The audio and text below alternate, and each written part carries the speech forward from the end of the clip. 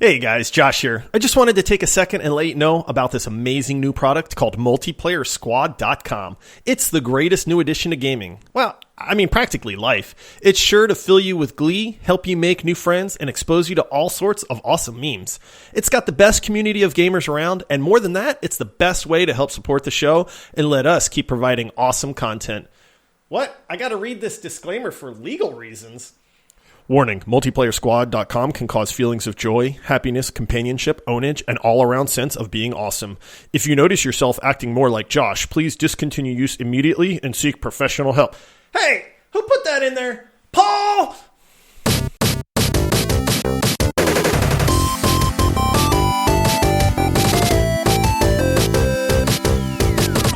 Happy Monday, squad mates. Welcome to the Multiplayer Gaming Podcast. If you like to talk about gaming and want to keep things family-friendly, then we're the podcast for you. Think of us as your gaming buddies that you get to hang out and joke with, and the ones that you can turn to get real practical advice on what to play. I am your host, Paul, and I am absolutely ecstatic to talk to you guys about one of my favorite games, Rust. But before we start our deep dive into this week's game, I need to introduce my partners in crime. With me, I have our tribe's Bob the Builder, the man who is always carrying a blueprint and a hammer, looking for where he can build the next base, and his name is Todd. Don't rely on me for combat.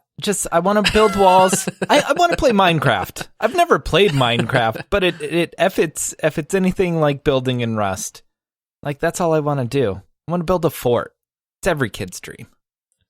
I just love every time we play Rust, if I ever say, Todd, do you have a hammer on you? You literally always say yes. So you really do always have a hammer in Rust.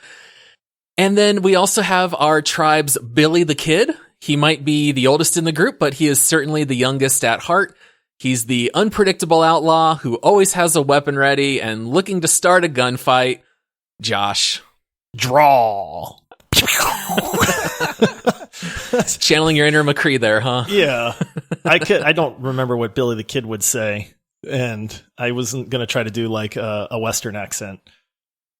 Yeah, I was just trying to think of like a wild card, and I was like, kind of sounds like it would be an outlaw. And Josh, Billy the Kid. Yeah, it seemed to fit. I dig it. I thought you would approve. Funny bit of trivia. I have no idea how to craft a hammer in Rust either. So when you mentioned that Todd always had one, I kind of went, what's the recipe for that? I believe it's 50 wood. It's either 50 or 100, one or the other. But how funny. You don't need to. Todd probably has two on him at all times, for all I know. And then we want to give a shout out to our newest Patreon supporter, I Am Awesome.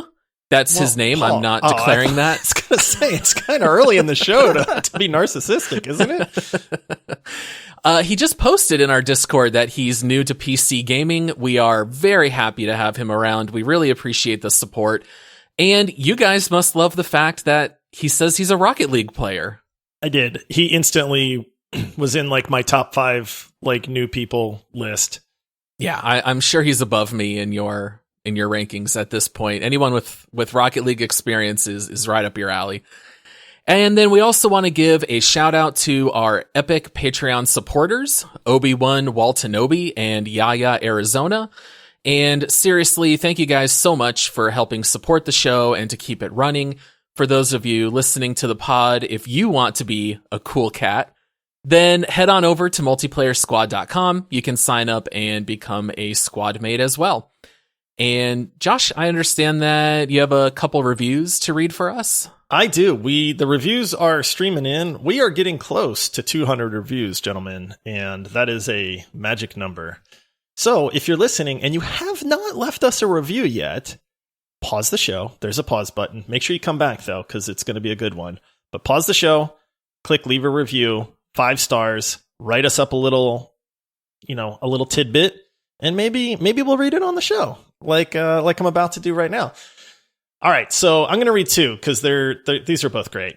All right, so the first one comes in from Schuler Jr., and he says, "Thank you. Great show. I enjoy the detail with each breakdown of a game. Tried other podcasts, but of course language and politics ruin that show. Thank you for just keeping this to gaming, and please, please, please keep up the good work. That makes me happy, man. Was it in French? I don't... What? Never mind. No, he's from the US, man. Otherwise, I would have said, like, bonjour. Right, so language could ruin it if it was in French. Oh, Todd. Got him. Sorry to all our French listeners out there. Merci beaucoup for your support. You go. That's it. Dang, I was trying to think what thank you was. That shows the extent of my French, is bonjour. And s'il vous plaît. Yeah. And then this next review might possibly be the best review that we have ever gotten. So strap in, boys, because this one comes in from Sage Midget over in Great Britain, and it is titled Zoinks! Came across you guys a few months back. At first, I had my reservations. Due to the fact I am from the UK, could I relate? But oh boy, love it. Your pure entertainment value has smashed any geographical barriers I had initial worries about. Love the chemistry between you and the subtle nuances you can see in your different approaches to gaming, your preferences, opinions, etc. On a more serious note, I've been thirsty for a podcast like you guys, and you're amazing. I know Todd isn't keen, but did you guys do a Warzone episode? We did indeed. Currently working through the backlog of episodes. Josh is the GOAT! Sorry, guys. It broke my heart listening to Josh talk about Cyberpunk. I know how much he was looking forward to it. I, too, took time off work, frantic to play it, but darn, keep your chin up. 2021, going to be crazy. I liked most of that review. What about you, Todd? You had me until it was about goats, and then was I'm it the out. Cyberpunk part? Is that the part? Well, Sage Midget, all I have to say is get a room. Best review ever, by the way. But no, seriously, if you're listening and you haven't left us a review yet, please it just takes a few seconds. We might read it on the show, but it really, really helps the podcast. So do it. Do it now. Yes, we really appreciate the support. So please leave a review, rate us 5 stars in your podcast app, and that way others can find out about this show as well. So, guys, we are covering Rust today. Now, you might be saying, but Paul, didn't we cover Rust a couple months ago? And we did, but this episode's going to be different. So if you heard the last episode on Rust, stick around. We are going to be covering all new information with new stories since we jumped back into the world of Rust just a couple weeks ago. And we're going to get into the details about that here in just a moment.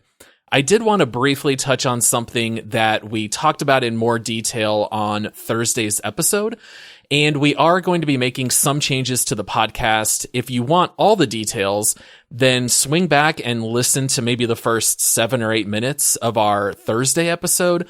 But basically, broad strokes, just to keep you all up to speed, Todd is going to be curating content for our YouTube channel, and we are still going to be releasing 2 podcasts each week.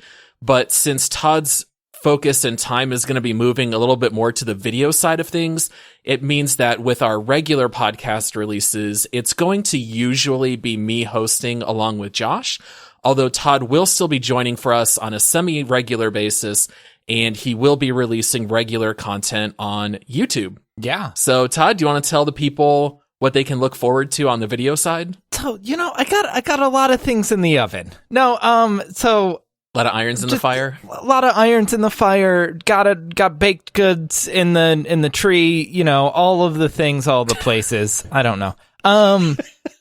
Yeah, I've just been kind of noodling around, seeing like what I want this YouTube channel to be, and it's just gonna be Rust and Age of Empires. Those 2 games. There's no need to expand beyond. But no, it's gonna be content that still revolves around the podcast, like. When this episode comes out, I think this week, I'll have a Rust video mainly for people who are newer to Rust. And it's kind of like, Rust 101. What are the pitfalls in Rust? What are like some of the early mistakes? Like, if you put a lock on a door, you still need to lock the door. And I can't tell you how many times. Yes. Josh doesn't even shut the doors. At least none of us have ever been responsible for leaving all the doors to a base open. Every single door in the base open. Including to the outside. Was it really all of them, guys? Yes, I feel like I closed one door. No. It was every single one. Whoops. Yeah, it's going to be a little bit of educational content, definitely entertaining, and then go through different games and then do kind of smaller reviews and just kind of fun content. I'm really excited about it. I think it's going to be awesome. You're going to regret that when I make like the Josh blooper reel of Josh like running out in front of the shields. You haven't learned this yet? It's going to be bad. If you had a video of me leaving every door in our base open and then just the reaction of you two guys coming back and thinking we got raided because there was no doors closed, I think that would be great. Like, I'd highlight that. I'd star it and be like, this is one of my favorite videos, guys. Oh, I can't wait. A Josh blooper reel really would be great. So we'll have to wait and see, but I'm looking forward to it. Todd's got some great Rust tips. Todd really brought us all along in the world of Rust. He's the one who did all the research learning how to build bases. And then he was able just to build all of our bases for us, which is why Josh and I don't even try because they do not come out good. All right. Well, guys, let's go ahead and jump into this week's game, Rust. All right, guys, I feel like almost everyone is familiar with Rust at this point, one way or another. But Todd, can you give us like the 30-second description of what Rust is? Rust is kind of like the GameStop stock right now, where it just skyrocketed out of nowhere, and now it's the most popular thing, and everyone's talking about it, everyone's playing it. I think it's like the largest player base Rust has ever had is right now. So Rust is an open world sandbox where you start naked and afraid on a beach with only a rock and a torch, and you have to run around and knock on trees, knock on stone and metal ore to get kind of materials so you can build a hammer, build blueprints, and then you slowly build up and up and like learning new things in the game until you get to a point where you can get a bow, start getting weapons, and now the game shifts from survival to P2P, where now you're just fighting other players and you're trying to survive, and everyone, it's like a dog-eat-dog world, but it's completely open. And then I think one of the hardest things in this game is your base is persistent, whether you're online or offline. So if you're not playing the game, someone can still blow a hole through one of your base's walls and take all of your stuff, and then you're almost at square one again. Yeah, it's kind of like a little bit of Castaway meets Lord of the Flies. Like, it's very much everyone trying to rob and kill each other and taking other people's stuff. That's definitely the core of the game. I would say if you had to sum it up in one word, it's survival. Mm-hmm. But, you know, I think that's very good as far as the informative description. So Rust came out in early access back in 2013, believe it or not. It's now 8 years since Rust first dropped. And like Todd mentioned, it's reaching its peak right now in 2021. It's had a huge resurgence from streamers getting into Rust and people watching it. Servers that we used to play that were nearly dead have queues just to log in now. This tells you how popular Rust is now in January 2021. And so we felt like this was the time to jump back into Rust. There's been a lot of changes, lots of updates over the last year. And so I thought it would be fun to maybe get into some of those specifics. Do you guys maybe want to catch up our listeners? Like, what's changed in the last year if they haven't logged into Rust in about 12 months? Oh, man. I think the biggest thing is tech trees. So they got rid of kind of the like random roll for like discovering a blueprint, and now it's more formulated on you can discover like a tech tree or like a line of weapons or clothing or like different building stuff, and that's how you advance. And they finally reset all the blueprints, which they haven't done in years. So it's kind of like everyone's really, really starting from ground zero. And then on top of that, they put so much time into this game and development, where there's airplanes now that you can fly, there's cars that you can build and drive around. You can, I don't know if this was in the past year, but you can ride horses now. That wasn't always around. Yeah. So it's definitely a lot different, and there's a lot more like mobility and like easy ways to get across the map. Yeah, I think some of the I don't know if this is in the last year or not, but they are constantly improving and adding on to this game. I know it's been longer than a year, but they, at one point it was just an open world. There was no NPCs at all. Like, they added outposts where there are NPCs and you can trade, and there's no hostilities allowed in the outpost because those NPCs will just absolutely wreck you. And then even like the crafting and the base building, it used to be there was no electricity or anything. And then one patch they started doing all this electrical stuff where you could do relays and wiring and batteries to power lights and stuff like that. And then they went even further with it to where they had like sensors and pressure plates and all these things that you could do. Like, I know we don't mess with that stuff, but some bases that we have robbed have been just wired out the wazoo. And then it's like, man, we've not even touched on this, and we've played Rust a ton. So It's one of those things where I feel like whether you're brand new or whether you're 500 hours into Rust, there's always something new that you can try or a route that you can go. I mean, maybe one day, like, I might try to be peaceful. I don't know. I mean, I doubt it, but it's like, it's there. I know it's an option at some point. They did give you more instruments, Josh. There's trumpets, there's horns and drums which is now. great. So you can just run around just bugling away too, which is pretty cool. Oh, I love the trumpet. That's one of the greatest additions they've added to this game. So, I thought that it would be fun to talk a little bit about what it was like to jump back into Rust. It had been several months since we had last played, and jumping back into the world, having all of our blueprints wiped, having nothing to build on, literally starting with a foundation of nothing. What was it like getting back into Rust? Like, how did it feel? Did you guys notice any differences? What was it like jumping back in the first day? It felt real bad. I'm not gonna lie. We were all excited. We're like, guys, we're gonna play Rust again. We're gonna do a new Rust episode. Like, we got a reason to play again. And we hopped in, and I died. I can't even tell you how many times trying to just get to the area where we wanted to build a base. And then when we got there, we were farming wood to make a door, and some guy came along and killed us and broke into our base and took everything, and then killed, ruined my sleeping bag. So I had to spawn all the way across the map again and run 40 minutes back to the area that we wanted to go to. I died 3 times on the way there from people just seeing me and killing it. I legit almost went like, guys, I don't want to do this. Like, let's find a different game to talk about. Like, I was that frustrated in the beginning. Let's call an audible, jump into something else. So that was a really funny first base, because Josh and I were the ones who were able to get on first, and we were just trying to set up an initial base to get going. And I immediately noticed that all of these new players must have been noobs, because they've all got super elaborate roofs over like 2x2s, and they're all talking to each other. And I was like, what game is this? People don't chat and talk in Rust. And all these people were like gathering. There was like groups of like 5 or 6 nakeds that were all talking.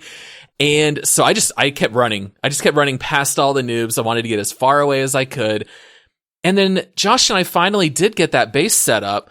The guy, I think he shot down our doors and raided our base, but then we started building it again. And then the second time, he broke down our doors again, took over our tool cupboard, and he built siege walls blocking off the inside of our base. So we had no way to get back into it. We could spawn back on our sleeping bags, but we had no way to get out. So we just had to completely abandon that base. Day 1, I feel like we accomplished absolutely nothing. Oh, in like 4 hours worth of playtime, we accomplished absolutely nothing. I remembered the last thing that we did before I logged out was you put up a new base for us very close to a harbor. You did mock me for that. This was before Todd was on, right? Because that was day Yes. one, right? Yeah. Todd got on the second day. This was the end of day one. So our first base destroyed. We finally farm enough mats. And then what did you decide to do with all of our mats? So in Rust, there are these large areas that are replete with fat loots, right? Like you can get tons of scrap. You can get boxes that might drop weapons and stuff like that. And, you know, there's like a power plant, there's a airstrip, there's the harbor. So there's all these big areas that you want to be close to because then you can get stuff faster and it kind of accelerates your progress. So we were right by the harbor and I was like, dude, this is as close as we can build a base to the harbor so we can go and just, you know, finally get our feet under us. And I remember you mocking me because you were like, there's no way that this base is going to survive. And I went, Paul, there's 40 bases around here. There's safety in numbers. And you just went, yeah, there's no way. I believe I said I have to log out, Josh, but I give this base about 18 minutes. It lasted about 15, Paul. I was all got wrecked. Yeah, I was all confident and I'm gathering wood, I'm gathering stone, I'm doing all this. And then all of a sudden I hear people run up to the base, knock on the door. So I just go completely silent like a mouse, man. I'm like, if they don't hear me, maybe they'll leave us alone. And then I hear the dreaded sound of a flamethrower lighting up. Oh, jeez. And since we only had wooden doors, a flamethrower will melt a door quick. And I just hear, and then I see flames shooting through the door. And I think I took my rock and tried to hit like a guy with it. And then they just broke in our base and killed me and took everything. Man. Yeah, it was literally in line of sight of the scrapper at the harbor. So I was like, no, this is not going to last. This is not where I would choose to place a base. So day one was a scratch. And then day two, Todd and I were able to get on. And of course, since Todd is our base builder, things went a lot better. Josh, you had to hide the base. The best part of, like, anyone can just blow through a door. The best security you can have is just making it so it's not in a common place that people can see it. This just goes to show you that Todd is a much better base builder because day two, I did not get to play day two and you and Todd were playing. And then all of a sudden you're like, okay, Josh, we got a base set up. We got this going. We got furnaces. And I'm like, what? How? We got so much done on day two. Now, it really helped that Todd and I were running around and we found a decaying base and we were able to pick up 10 furnaces. So that's exactly what you want to do on day one in order to get started.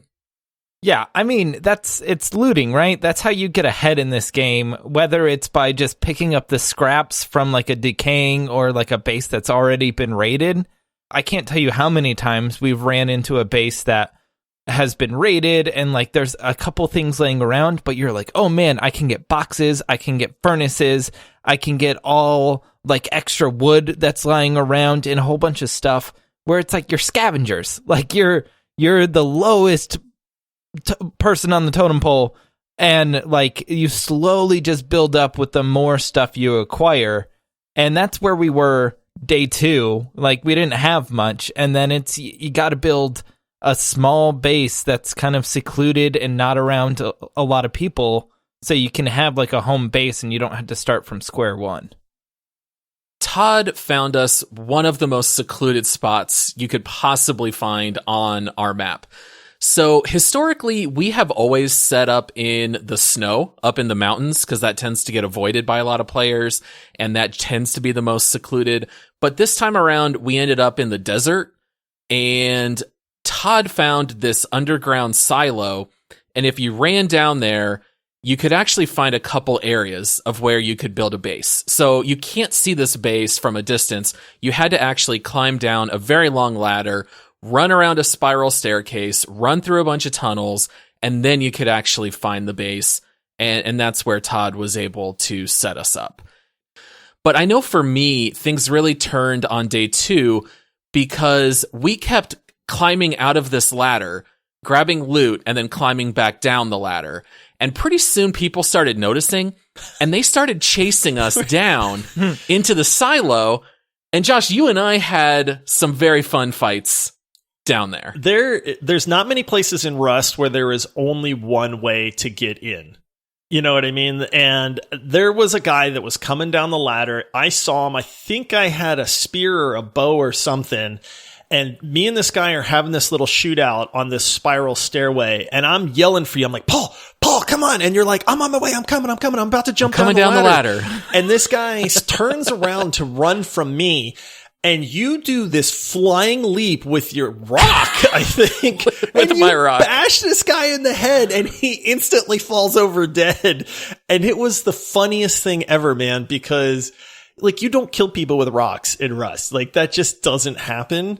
And this guy got sandwiched between the two of us. It was hilarious. And then he even like, because when you fighting somebody, you down them first and then you can finish them off. So he was like down but not out, like on the ground, and he was just like, oh man, that was a great shot with that rock, you know, and he's just talking and yeah. Well, because it's such a thin staircase, he had nowhere to go. You can only have one person at a time. So his option was either to jump off the ledge and commit suicide, or I just hit him straight with the rock. It was fantastic. And then we did meet one friend. I think we made one friend this entire playthrough in Rust. This is the beauty of Rust, is that we met this guy, Todd and I actually, you were there too, but didn't he kill you, Paul? Weren't you? I don't think he killed me. I think he came near our base and you guys started chasing him and I was doing something else. All I remember is Todd and I seeing this guy and just like, we're going to go kill that guy for no reason whatsoever. And he started running and Todd and I chased this guy forever, like chucking rocks and hatchets at him. You swam across the lake, right? Yeah. Well, no, we were on the other side of the lake, but he starts running for his base. And right as he opens the door, I think Todd chucked a spear or a rock or something like that, and it hit the guy and it killed him. So he actually died halfway in his base with one of his doors open. And you run over and you loot their body like right away. And this guy didn't have much on him.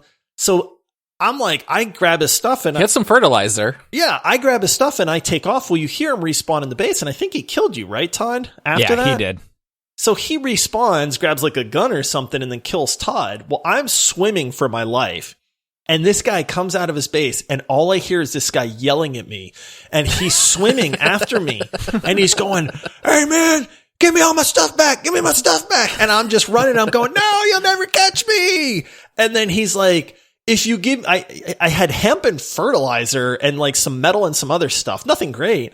And he was like, all I want back is my hemp and my fertilizer, man, and I'll leave you alone. and I just remember going like, okay, quit chasing me, man. I'll drop your hemp. I just dropped it on the ground. Like, leave me alone. And he, to his credit, he picked up the hemp off the ground and went, all right, man, I got it. You're good. And then just left. I love that this is how our blossoming friendship started, is with murder and theft and betrayal and chasing.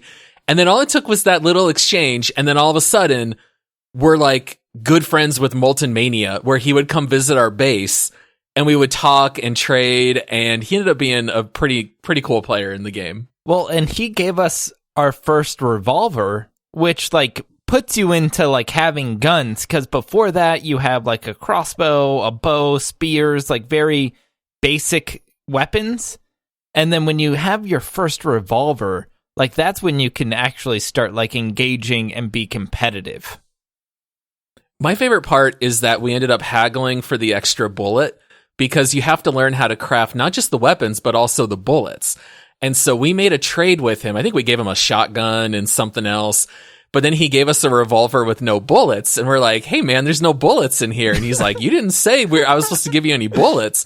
And we ended up talking him into it, where he gave us our pistol bullet. Do and you that remember really what helped the trade was to get the bullets? Yeah, I'm still mad about it. Well, because we were all naked except for Todd. And what was Todd rocking? I had a boonie hat, and he said, I want that hat. And I had to give up my hat. Todd was like, my grandpappy gave me this hat, man. I can't give this up. And the guy was like, hey, man, no hat, no bullet. And we're like, Todd, give him the hat. And Todd's like, no, man, I love this hat. Oh, man. And yep, Todd ended up giving in. He traded the boonie hat for the pistol bullet. but Molten Mania was one of my favorites. He would also just randomly blast like voice lines from movies and voice sound chat effects in the game inside the global voice chat. Yeah. That's hardcore, like having a soundboard hooked up so you can blast clips. Oh yeah, you could tell he must play a lot of Rust because he was pulling out sound bites, and oh man, I thought that was so funny. So here we start building up this base, which is underground, and I know you guys are going to make me say this, but let's talk about the anus of our base. Oh, yes! Get I was outta going to here. force you to bring this up, Paul, if you didn't do this. I know. So go ahead, Josh. Tell the people, how did the backside of our base work? All right. I'm going to take credit because I'm pretty sure I'm the one that dubbed this, its name too. But so in this silo, it's like a 3-story underground silo, and we're at the very bottom. We build this big base, and one of the ways to get up is to ride this like bucket elevator to the top. And if you do that, there's this like little mine shaft that you wind up coming out of, and it's a one way. Like you can't, if you're on the outside world, you can't crawl into this, but if you're inside and you're going out, you can. So when you're outside, we were looking around and we're like, hey, I think this is where that mine shaft comes out, but there was a little rocky outcropping and it was like a little hole under there. And I was like, guys, this kind of looks like an anus in the ground. The worst part was you couldn't go in that way. You could only come out that way. Right. Because there was some glitch with the ground and some rock blocking it or something super weird. And so, yeah, it was strange because you could only leave that way. And we used it to our advantage. Like that was a safe spot where we knew people couldn't get us or couldn't chase us into our base that way. It fits so perfectly. So when like we'd be talking and we'd be like, hey Paul, where are you? And then Paul would be like, I'm coming out of the anus. Coming out of the anus, guys. Like I'm squeezing through right now. Now, I thought we could transition and talk a little bit more about Rust in more general terms. So one thing that I had asked you guys to do in preparation for the show is tell me the 3 descriptive words that you would use to describe Rust. What'd you guys come up with? Intense, chaotic, and fun? Okay. Intense, chaotic, and fun. What about you, Josh? Exciting, depressing, and awesome. It's so funny how close we all picked the same terms. My 3 are toxic, depressing, wonderful. So it's like, we joke about this all the time. The lows of Rust are as low as it gets, but the highs are just so exhilarating and fun and fantastic, especially if you have shared experiences with your friends. So I feel like if you jump into this world for the first time, it has such a punishing learning curve.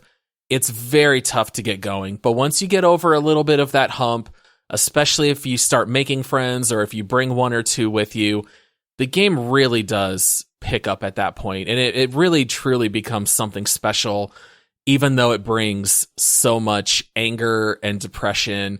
Like, there's a reason that we talked about this in our Rage Quit episode, and we even last episode, Josh joked that he would make his enemies play Rust because of how it inevitably brings despair. So it's like this mix of terrible and wonderful, but somehow the wonderful always wins out in the end. At least I think so. So I think there's something worth calling out where we basically only play the most hardcore mode on like the hardest servers. So like we're on official servers playing like the really popular, really hard ones. And something I like that the Twitch streamers that have been like getting Rust really popular, something they've been bringing is like more people who are casual, either like they just want to go onto a server to build and be creative and do like some like role playing stuff where like they have courts or whatever and like be funny and like have it more be like about the content creators and just like in the sandbox world. And then, like more creative, just building really cool buildings and all that. Or even they have just PvP servers where you can spawn queue up a whole bunch of gear on you and then just fight people all the time, where you don't have to spend the hours getting an AK. And so it's less risk, less reward in that sense, though.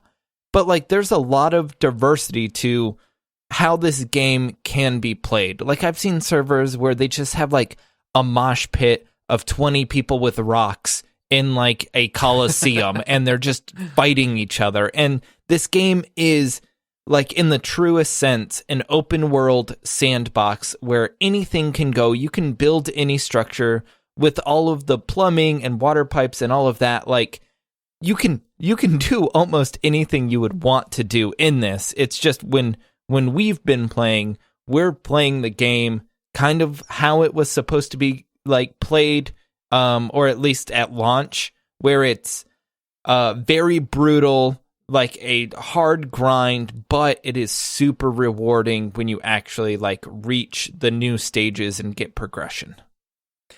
All right, so since there are so many new players to Rust who are maybe picking it up for the first time, I thought that we could maybe brainstorm a couple of top tips for beginners in Rust. So do you guys have any ideas of what we might tell that beginner who's just starting out? I got one. As a very popular TV show, strike first, strike hard, no mercy, sir. Is this from Cobra Kai? Cobra Kai never die! So strike first. Do not hesitate if they are naked. Kill them anyway. No, right? If they're naked, if they're clothed, like, it doesn't matter. Because dude, I learned this from experience, because I hesitated this last round because we did have some friendly people near us. And if they get the first shot, you're probably going to die. Mm-hmm. And you never know what somebody has on them either. Even if they look naked, they could be running around with like thousands of stone or whatever. So just shoot everybody. It doesn't matter. Like, don't wait. You know, they'll yell and they'll be like, "No, I'm friendly, man. I'm friendly. Don't shoot me. Don't shoot me." And then you can be like, "Oh, okay." And then you get them to let their guard down, and then you shoot them again. Exactly. Shoot anything that moves in this game. Yeah. Animals, people, don't let anything pass you by. No. All right. I think that's a very good tip, because also, even if you just kill nakeds that are running in the area, you might discourage them from building there. And that way you kind of have staked your claim on that territory. And that's always a good thing. What about you, Todd? You got any tips? All of my tips are base building, guys. You knew, like, I have so many, like, from, you know, ones that would seem like common sense, like lock your doors. Like, you put a lock on the door, and then you also have to like click on it and like make sure you lock it. And then once you do that, like, you're safe. To building an airlock, where at the front of your base, oh man, it took me longer than I'd like to admit to figure out that you needed an airlock on your base. But if you have a front door and you open it and you walk outside, someone can just murder you, and then the door to your base is just wide open and they can walk right in. So what you do is you build basically 2 doors back to back, and then what you can do is go through one, shut it behind you, go through the other, and then if you get murdered, you still have a door that they can't go through, and they would have to destroy, which they probably don't have the resources for it. So airlocks are super vital. And then the last piece before I end my rant is hide your base. Like, build it behind a rock, build it in like a deep forest. Don't build it on the edge of a monument right by the scrapper. Don't build it by the harbor? Todd! Don't be Josh, is Todd's number one tip. Like, some of our best bases haven't been because they're the most secure. They've been because they're kind of secure, but they are really well hidden, either under, like, in between rocks or in a forest that's really hard to get to. It's out of sight, out of mind. I think a couple of tips that I would offer is make sure when you build your base that you have the soft side of the walls on the inside. Oh. So in Rust, every single wall you build has a hard side and a soft side. And if you're new to this game, you just need to know you always have to stand in the middle. And when you build everything, build around you. So don't try to build a foundation and then stand on the outside and build walls. Make sure that you are on the inside. Otherwise, it's much easier for people to raid your base. And then also, I think the number one tip I can just say is adapt a use it or lose it mentality. Just assume every single day, I am going to get raided tonight. And don't have a stockpile of guns that you're afraid to use. Don't go running out with a crossbow and you've got 7 revolvers sitting in a box. Use what you have and, don't let it go to waste, because more than likely at some point you're going to get raided and everything that you stockpiled is just lost. So use it or lose it. All right, guys.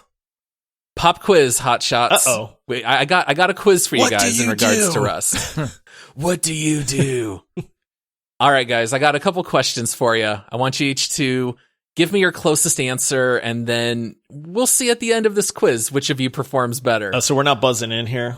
You're not buzzing in. No, you're each going to provide some answers.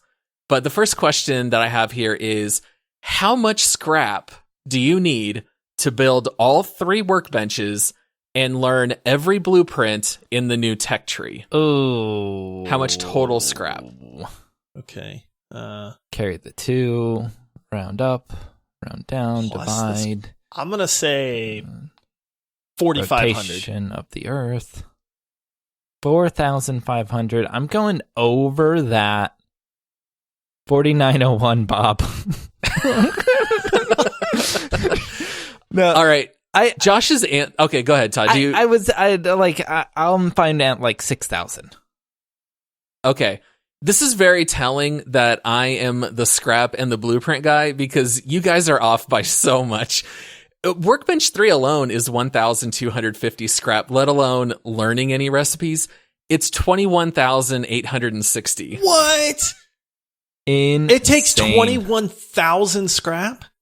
Yeah, 21,860. And that does not even include researching other items like springs and gears. That is just working through the tech trees. To give people an idea, when we go on scrap runs and you come back with like 50 scrap, like a phenomenal scrap run is like 200 scrap.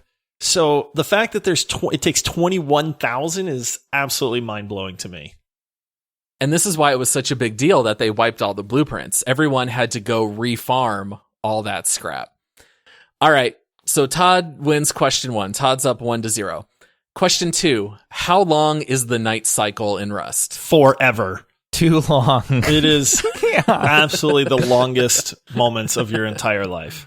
My favorite thing is on modded servers, people can vote and just type in the chat skip, and it will skip nighttime if the majority of people vote for it.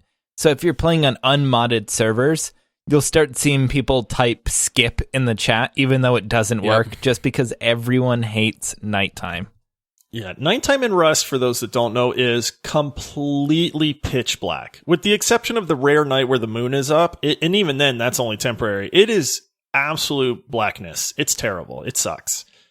So the winner of that question is Todd, because it does not last forever, but it does last too long. So Todd wins that question. The correct answer is 10 minutes. Oh, that's what I was going to guess. It is not 10 minutes. Yeah. It is at least an hour. Rust runs on a 1-hour cycle where it is 50 minutes day, 10 minutes night. Dude, that is the longest. That's like when you're exercising and you're like, I have 30 seconds left. It's the longest 30 seconds of your life. And you're just staring at the clock and you're like, not there yet. Another 10 seconds. All right. Another 10 seconds. What's funny though is like when it seconds. starts to dawn, it like the colors are really cool. Like it's this like pink and purple, like, and nothing is as beautiful as the sunrise in Rust. As a Rust sunrise. You're like, oh, I can see again. Yay. Oh, it's so beautiful, especially because almost inevitably you end up just stopping and waiting somewhere because you can't see. Yeah. And you don't want to accidentally fall off a cliff, or, you can't get into the water because then you're too cold in the nighttime. But yeah, the sunrise is such a welcome sight. I got one more noob tip. Never use your torch. Do in the not middle of use the your night. torch outside. That is the noob light and you will get shot. Oh yeah. Yeah. You will get hunted. All right. Next question here. Wow. Todd, you're wiping the floor with Josh here. You're up 2-0. All right. How many playtime hours do you think all 3 of us have combined in Rust? Ooh. I pulled the numbers. You know what? I'm not going to do the whole I'm going to outdo Todd by one. I'm going to say 1,800 hours. 1,800, no, 7. 7 hours, Todd? No, That's your guess? 700. Jeez. Okay.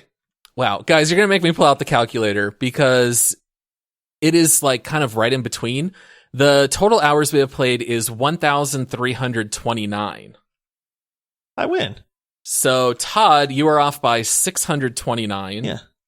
Josh, you're off by 471. Yeah, I said I won. So Josh takes it. Aw, don't call it a comeback. Gave you that one. If you were curious, I have the most at 555. Todd has 437, and Josh has 337. So we have an average of 440. Yeah, okay. 100 hours of your time, Paul, is you AFK in our base. No, I have a very little AFK time in Rust. I have a lot in other games. No, because I was playing the other day. I saw you online, so I hopped in, and your guy was just standing by our tool cabinet for 2 hours, man. It was not 2 hours. I think it was like 40 minutes. I think I had to lay down the 3-year-old, and then I had to help someone with homework, and yeah, I got sidetracked. All right, so we got Todd up 2-1. All right, question 4. How many reviews have been left for Rust just in this month of January? So as of today, January 27th, how many reviews just this month? I have no gauge for if this is 1 or 1 million. Right. Anything would sound acceptable, right? I'm going to go with like 23,000. Okay, Josh? 22,999. Todd wins. What? No! Whoa. Are you kidding me? It is just shy of 30,000 reviews this month alone. By far the highest. Yep. Dang. 29,656 reviews. Wow. Todd, I thought you were an idiot for guessing 23,000 reviews in a month. And it was still low. Man. Wow. So that really tells you how popular. Now, how many people leave reviews? Not very many. So the fact that you have 30,000 reviews left just tells you how many people are picking up Rust for the first time. All right. Next question. How many years have been taken off my life due to the stress and tension of me playing Rust for 600 hours? Easily half. I was going to say, it's 14 years off. 14 years. Todd went with half of my life right now. Yeah. So like 18 years. All right. Josh is the winner.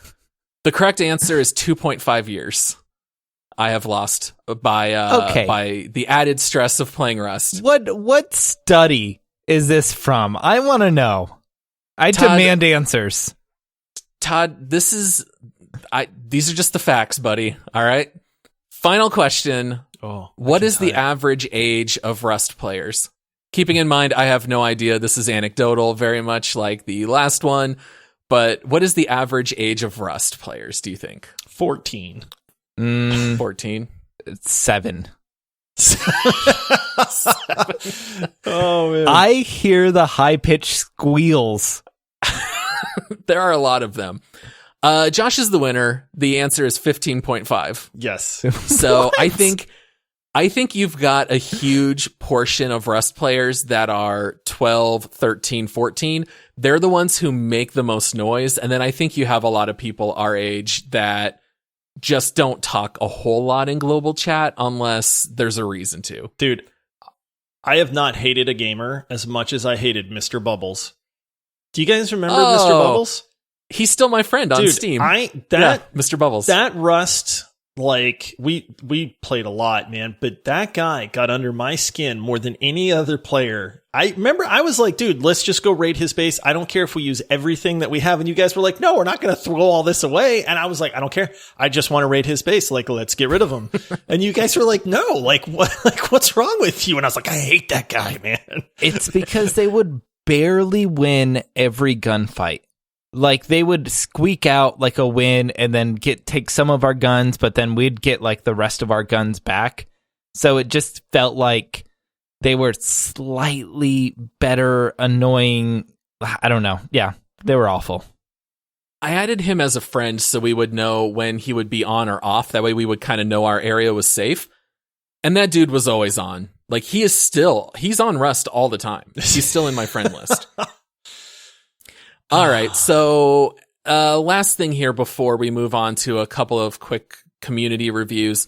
Do you guys have any closing thoughts? Anything else you would want to share about Rust before moving on? I would just say try this game. I mean, honestly, it's coming out to console. When does it release on console? Do we know? Soon. No. I think it's just later this year. Yeah. I mean, if you're on PC, play Rust. Come join us and play Rust. I mean, it's one of those things. It's one of our favorite games. I mean, I know we talk about how frustrating it can be, but there's a reason that this is the first game where we have done another episode on it. And that should tell you something. Yeah. And it's worth the price. You're going to get your hours out of this game no matter what. Solo, duo, like with a large group. Like, you're going to get hours out of this game, and it's going to be fun. You get a lot of bang for your buck. Yeah. I think the only two notes that I had left over is just know that you will probably gain weight playing Rust because I feel so nervous the whole time we're playing. I always have to go get a snack, and I will always end up eating while playing Rust because your nerves are just always on high alert. And so just be aware of that. And then the only other thing I was going to say is I feel like there's only one thing left in Rust that we've never done, and it's take down the helicopter. That's true. That's not really our play style. Like, we will PvP, we will raid, but we have never taken down a helicopter. I have been there when other groups have taken it down, and I've tried to ninja the loot. But when you destroy the helicopter, everything's on fire. You have to wait several minutes until it goes out. But maybe one of these days we'll finally take one down. All right. Well, I got a couple of reviews here off of Steam. I tried to go with reviews that were more recent, that were left since the last time we talked about Rust. So the first review that I have here is a positive review, and it reads, "This is by far the best game I own," posted by Ulasrob on March 23rd, 2020. Hey, I leave reviews. Todd, you left a review for Rust. Boom. I clicked on community reviews, and the top one says your friend, Todd, has left a review. I'm glad I just made the list. Todd, this is the best game you own. It is. Above Rocket League? Todd has said, let's look at the proved this. What episode was it that we proved this, where Todd was like, I will play Rust over Rocket League? Yeah. I'm not trying to paint you in a corner in regards to the leaderboard, Todd, but I loved that you left a review, and I just love that that's what it said. The best game you own. The next review here is a positive review. The most toxic game I have ever played. Josh. Also left. Yeah. So what's so great is that review is a positive review, and then it's nothing but negative comments. And then this next review is a negative review. And it says, when you buy Rust, you are making a commitment to an exciting new era in your life. One in which you spend the waking minute of your morning to the minute before you sleep playing this game. One in which you enter the brainless, endless cycle of getting killed, raided, looted, and respawning just to do it all over again. One in which any time you go downstairs to eat a meal with your family is now seen as risking your possessions and the structural integrity of your base. One in which even the desire to go outside is a threat to your team. He's not wrong. That's all correct. But he gave it a negative review. That's the crazy thing about Rust is, like, any other game, you shut it off, the game is off, and you're done. And then you're like, oh, I think I'll play this game. And then you pick it back up. Rust never stops. We didn't cover this. In the past year, they released a cell phone app. So you can put sensors and cameras up to see your base, which I don't know if that's less or more anxiety. So you can get notifications when your base is getting raided on your phone, or also when you die. So, like, I downloaded it for a little bit, and I got a notification in the middle of my workday, like, you've been killed. And then it's like, can I log in right now to see what's going on? I need to go to this meeting. And now you're just bummed out the rest of the day. Yeah, now that you know you died. But yeah, this game never stops. Like, honestly, that's one of the reasons it's unique as well. So that guy's review is a little close to home. Yeah, absolutely. So normally we would do our guesses of the user score on Steam, but since we've done that in the past, I'll just say that the actual is 85%. And lately that has been bumping up a little bit higher. So the new crowd seems to really enjoy Rust, which is great news. And then, I was going to ask you guys, Todd addressed it already, but is it worth the price? Rust is $40. And Todd says absolutely. He says you'll get your hours worth. I think Todd is right. I second that, yeah. You second that? Yeah, I do. Because I wrote that I'm super torn. Because on the one hand, absolutely. But I don't know that I would necessarily recommend the game. You know what I mean? Like, I know it's well worth it to me. But if someone said, legitimately, Paul, get real, should I spend $40 on this game or not?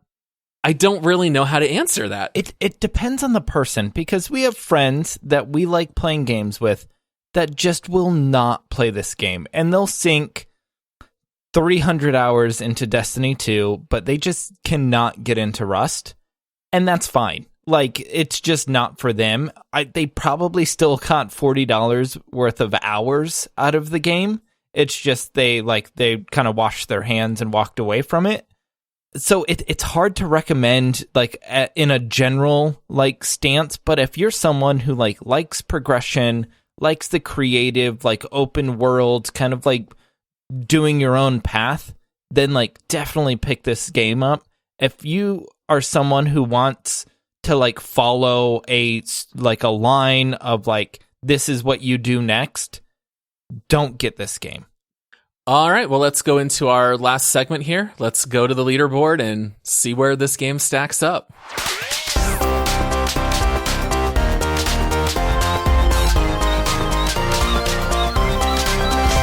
All right, guys, I'm taking a look at the leaderboard, and Rust is currently sitting at number 4. So to let our listeners know, the leaderboard is where we rank every game that we have ever reviewed against all the others. So it's almost kind of a tier of what we would rather play or what we would recommend to others. It's a little bit open to interpretation, I think, which is part of the beauty. But we have number 1, Overwatch, 2, Apex Legends, 3, Rocket League, 4, Rust, 5, Call of Duty Warzone, and 6, Hearthstone. Do you guys think Rust is properly placed, or is it something that we need to move now that we are taking another look at it? I play Rocket League every single day. Like, I don't play Rust every single day, but the highs, Rust just, it has a special place in my heart. I just don't know. I like Rust better than Apex. And I think I like Rocket League better than Rust. So that to me is the rankings, but I have a hard time putting Rust above Rocket League. I'm very similar to Josh, where this game is either 2 or it's probably like 6. Like, it's either like yeah, and that's where like this game is either amazing, like you're on like the best like experience and like going through rating and all that, where it's always a 2. And then like you just have those grinds where you're like, man, let's put it down a little bit lower. So I think it's good at a 4. Like, Josh and I would probably rather play Rocket League over Rust. I think Paul would rather play Apex over Rust. Yeah, so I would. It feels like 4 feels right. Like, none of us are super happy about it, but that's the closest compromise, right? Yeah. Yeah. Yeah. All right. So what you're saying, Todd, is you're a liar. Rust is not the best game you own. Oh, shots fired. Ouch. Well, all right. No, that's cool. At the I understand. time of the review, I wasn't super big into Rocket League. I feel like I've mainly been playing Rocket League over the past year.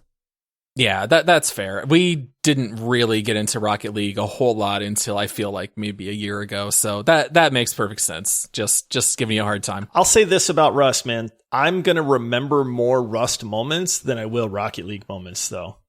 Like, yeah. Oh, honestly, more Rust moments than any other game. Yeah. I mean, that's the thing is it's like I love sitting and playing Rocket League, but Rust is that's that game we just did a whole episode telling stories about it and stuff, and we could keep going. Like, it's one of those, like, I have more Rust memories than I will ever have Rocket League memories. Come here, grandson. Come listen to the tale of when Jolly Old Troll raided Bubbles. Raided the space. Yep.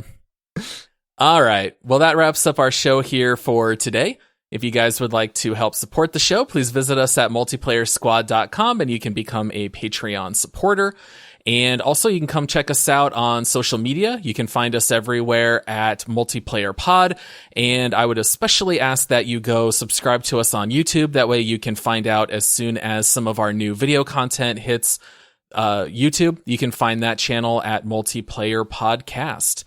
So thanks for joining us, everybody, and we will see you on Thursday. See you guys. See you, everybody.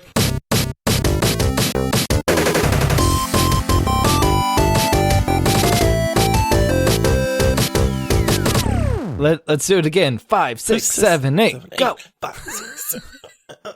Ready, guys? 5, 6, 7, 8. No, not my tempo. Jazz hands. Not my tempo.